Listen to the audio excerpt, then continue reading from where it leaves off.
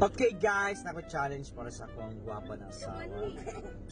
Among challenge is the ilok challenge. Kani akong tudlo na bahog lubot.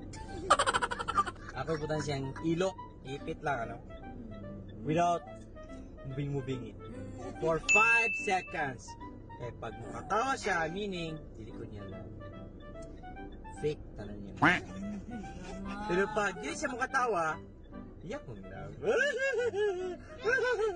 Are you ready? 3! Mura din siya thermometer. Are you ready? 3, 2, 1, go! Milok. Ipit. Ayak natin. Wala! Ilok kayo!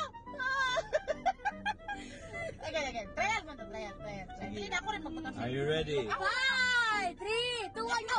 5, 4, Buki mong babat eh. 3,